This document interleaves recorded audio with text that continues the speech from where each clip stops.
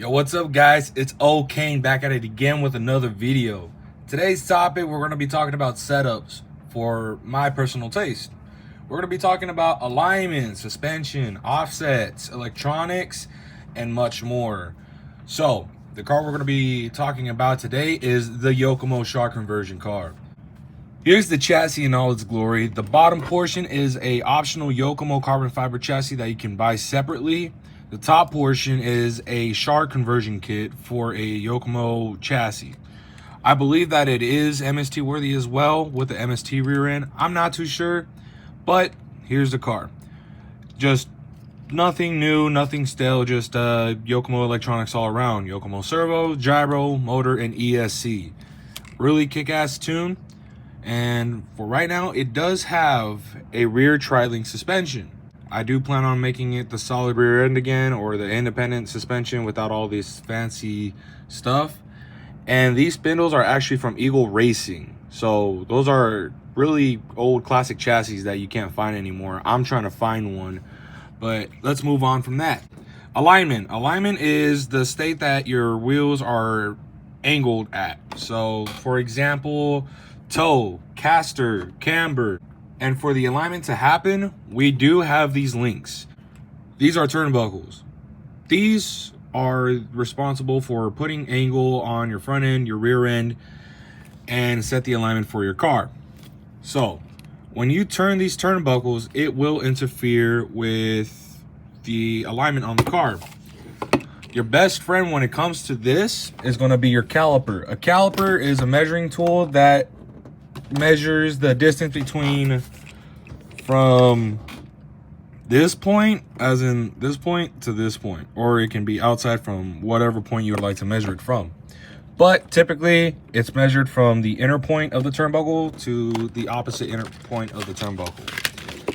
This is the caliper. You can get a digital or you can get just a normal plain caliper. These are really inexpensive. This one costed me at least 70, probably less. I might be over exaggerating. So zero it out. I'll show you an example. Let's start from this side. Try to get the wheel out of the way, and you split it open.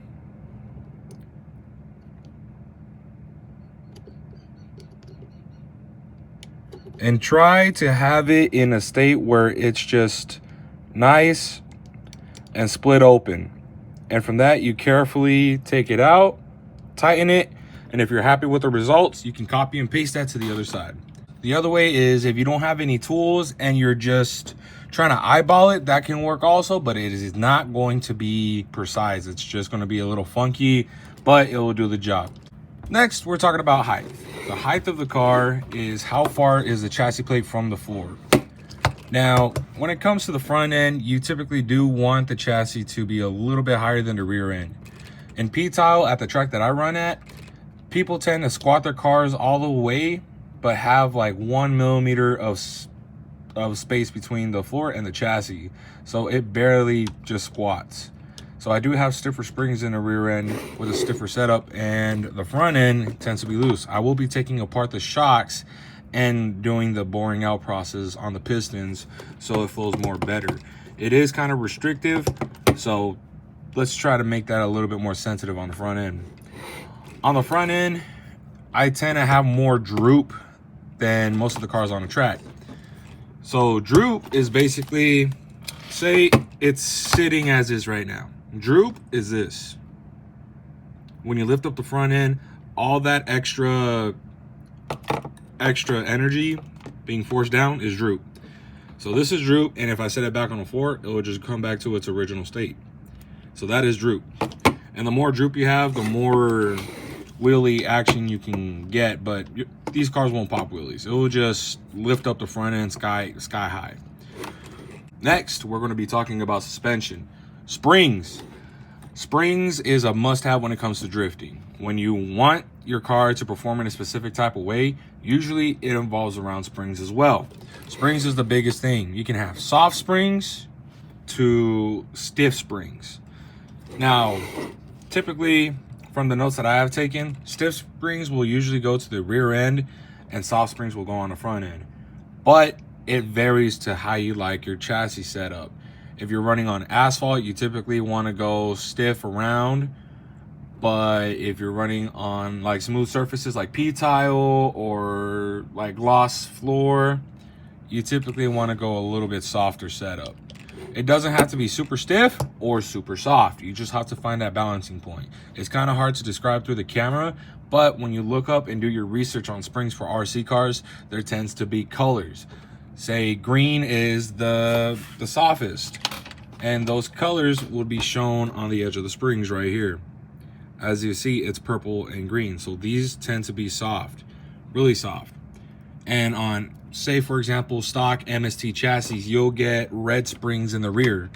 And let's see, I don't remember what kind of springs they come on the front, but the red springs tend to be more stiffer.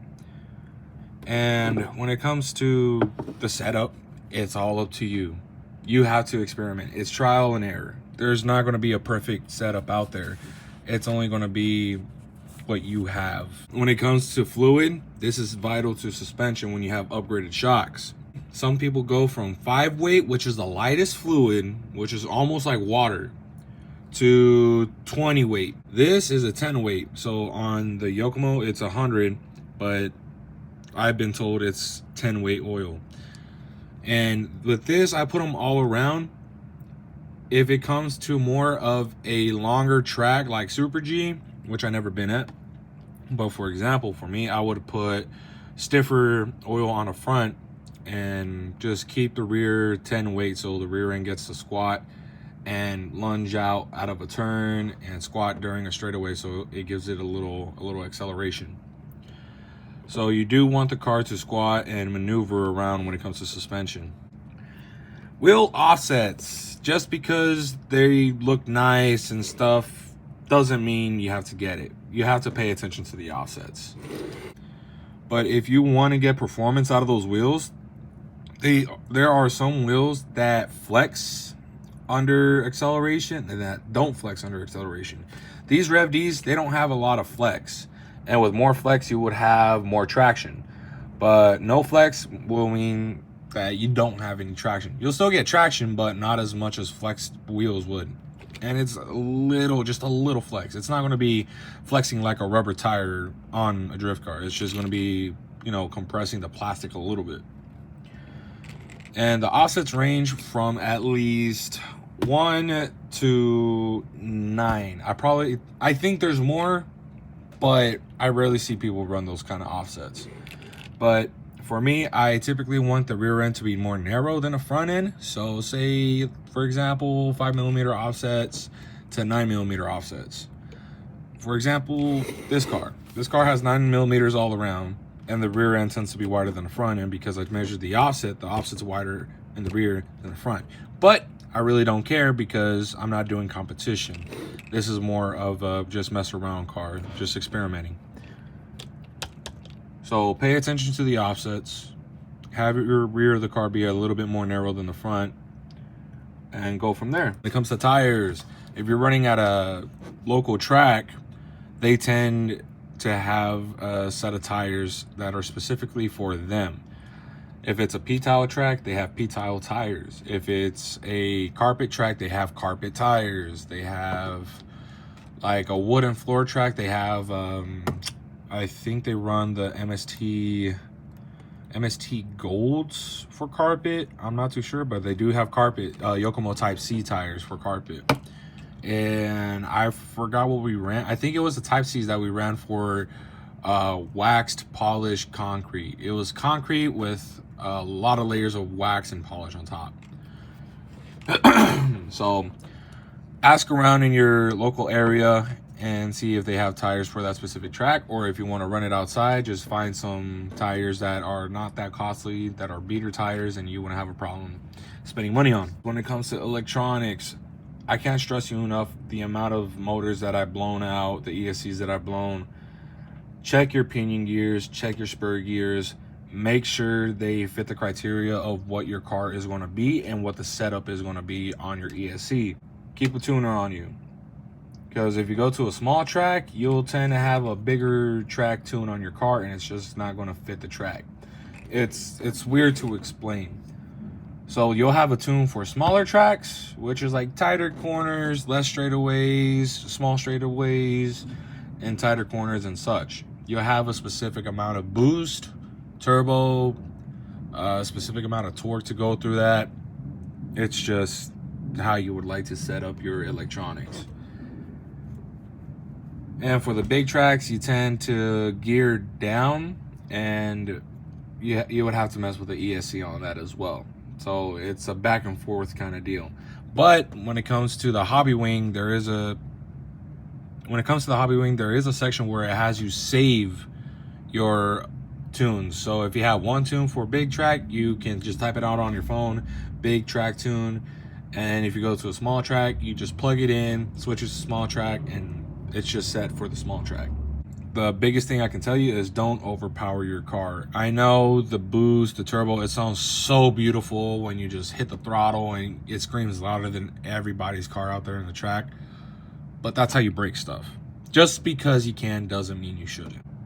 When it comes to chassis, Yokomo tends to have the biggest spotlight when it comes to tuning, in which I agree.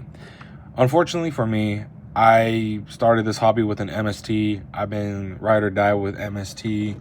I like the designs of MST and realize that Yokomo does have better quality when it comes to tunability on their cars out of the box. Now, if you guys are looking for a chassis to start off with, just a beater chassis, go with the MST 2.5 RMX. If you want one to lean to the direction of tuning and learning how to deal with a hobby and good aftermarket parts to get, go Yokomo. Yokomo tends to have good aftermarket parts, a good amount of electronics to go for, and I will not lie, they are probably the top of the heads when it comes to RC drifting competitions. The chassis designs are cool, but they just don't meet up to what MST does, because MST has a unique way of designing their chassis. I won't be going down to the specific setups that I have, because it will take a longer video to do that, but I just wanted to give you guys the general rundown of what to go for when it comes to setups, what to invest in when it comes to setups. And a real quick thing to go for, don't just get the ESC or motor if you're just starting off in this hobby. If you really want to invest, the first thing you want to buy is the servo and the gyro. Those two are going to be your best friends when it comes to drifting. Invest in those first. And then next, get the shocks. When you get the shocks, you also get the springs. Then once you get the suspension parts, then you get the turnbuckles. After getting the turnbuckles, then you can start going for different gearing, optional gearing, get the battery. And then once you go there, then you can start going for the motor and ESC. Now, when you go for the motor and ESC and you have a little bit of money to spend, go for a transmitter. Don't just stick with the stock transmitter that the car comes with. Get a Futaba or get a FlySky. Do your research. Look up the type of transmitters you want to go for. If you have a budget, there are budget-friendly transmitters out there. And it will be the FlySky GT5. I think that's what it's called. I don't know. But I will make a whole nother video involving about brands and specific products to start off with and what to end off with. So hopefully you guys enjoy the video. That was just a quick rundown on the setups.